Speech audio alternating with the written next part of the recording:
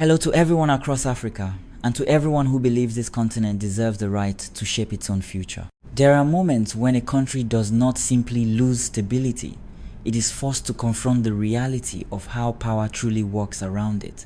And today, from Libya to northern Mali, a new series of events is raising serious questions across the Sahel. Armed attacks are intensifying again in northern Mali. New accusations of proxy warfare are spreading across African media.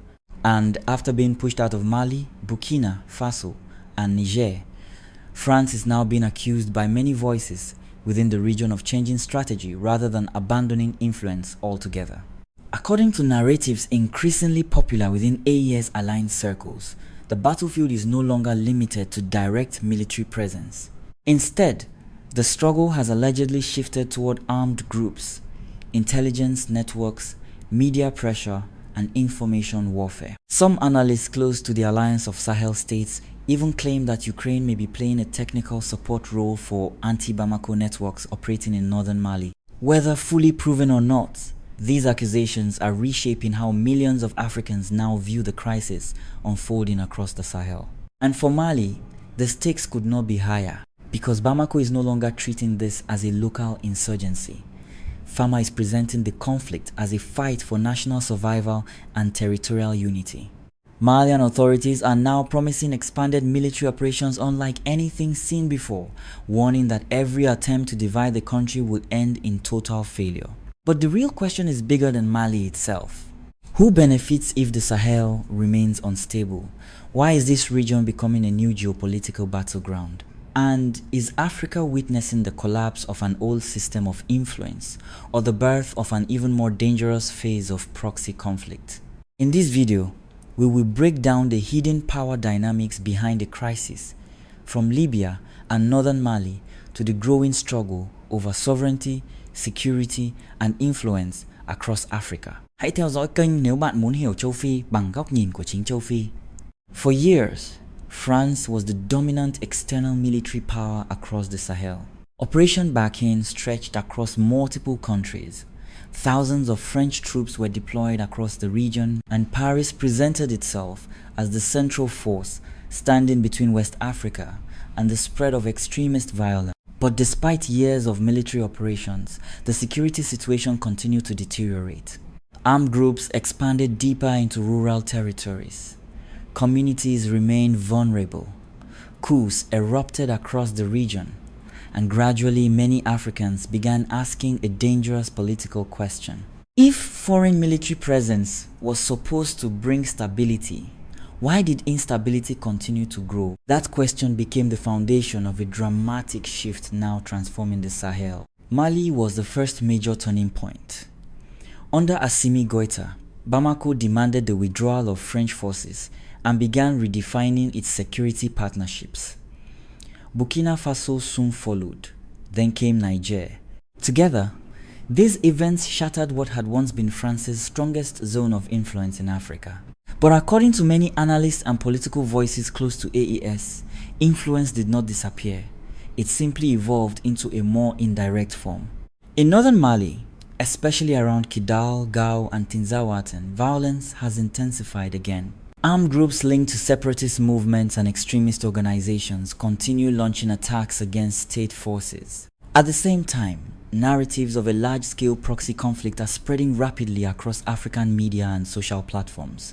Within AES-aligned discourse, some believe external actors are now relying on intelligence networks, information campaigns, and indirect military pressure to weaken Bamako from within. These accusations have become even stronger after reports involving drones and coordinated attacks in northern Mali. Whether these claims are fully accurate or partly political, one reality is becoming impossible to ignore. The conflict in Mali is no longer being viewed as a simple insurgency. It is increasingly being framed as a geopolitical struggle over who will shape the future of the Sahel once the old balance of power collapses. And in geopolitics, no crisis ever appears by accident. As violence escalates across northern Mali, another country is increasingly appearing inside the geopolitical narrative surrounding the Sahel: Ukraine. After several drone-related attacks and coordinated operations near northern Mali, some analysts and media voices aligned with AES began accusing Ukrainian networks of providing technical assistance to anti-Bamako armed groups. These accusations include claims involving drone expertise, intelligence coordination, and asymmetric warfare tactics. So far, many of these allegations remain disputed and have not been fully verified by independent international investigations.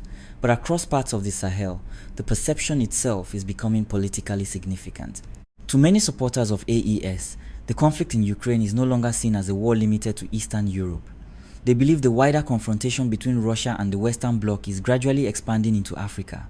And this is where Mali becomes strategically important. Since distancing itself from France, Bamako has expanded military cooperation with Russia. Wagner forces previously operated inside Mali, while Africa Corps is now becoming more visible in the country's security structure. Russian military equipment and security cooperation have increased as Mali attempts to regain control over unstable regions. From the perspective of many Western governments, this development is deeply concerning. Critics argue that AES governments risk militarizing politics, weakening democratic institutions, and increasing Russian influence across West Africa. Human rights organizations have also raised concerns about military operations in conflict areas. But supporters of AES respond with a different question.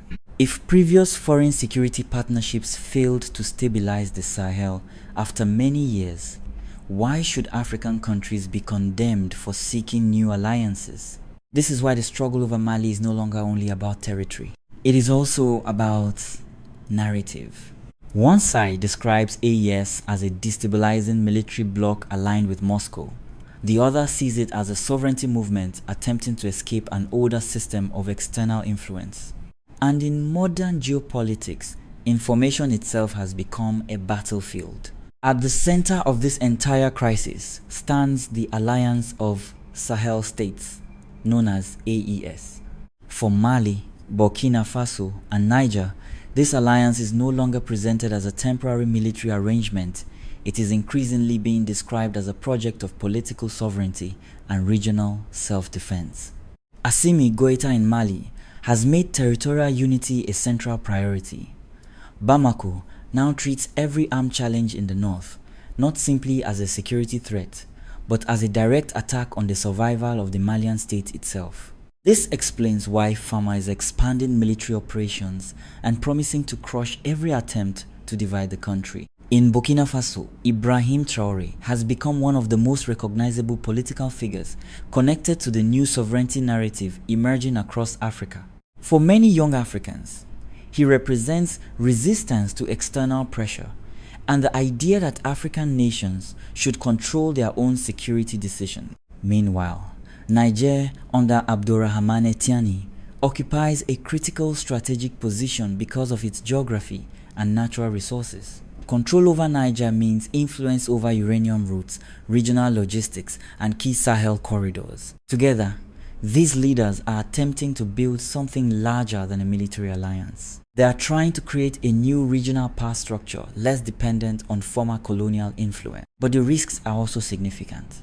Western governments and critics argue that prolonged military rule could weaken democratic institutions and create long-term instability.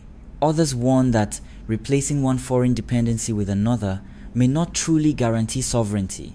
Still, supporters of AES believe the region has reached a historic turning point. For them, the central issue is no longer whether Africa faces external pressure. The question is whether African nations can finally build enough political, military, and economic strength to defend their own decisions without outside control.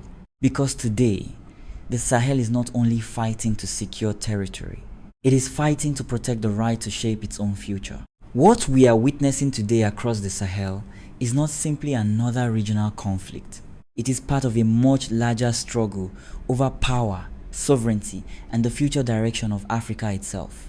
From Libya to northern Mali, instability continues to spread across borders, fueled by armed groups, competing alliances, foreign interests, and an increasingly aggressive information war. Every side claims to be defending stability. Every side claims to be protecting the future of the region. But behind these competing narratives lies a deeper reality. The old balance of influence in the Sahel is breaking apart. And whenever an old geopolitical order begins to collapse, new power struggles quickly emerge to replace it.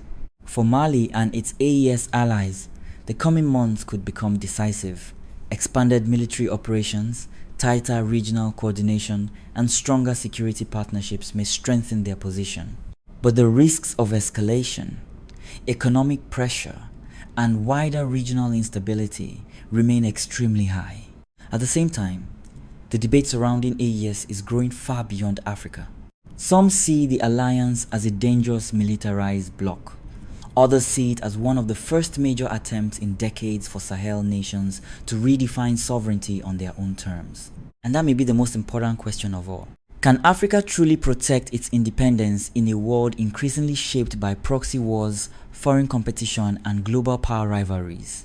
Because the story unfolding in the Sahel today is not only about Mali. It is about who will control the future political direction of an entire region. Theo dõi kênh để không bỏ lỡ những phân tích mà tiêu đề tin tức không bao giờ cho bạn thấy. Because in the next video, we will examine how international media narratives and information warfare are shaping public perception across Africa, and why what people believe may become just as important as what actually happens on the battlefield. History does not belong to the strongest. It belongs to those who understand the rules of the game.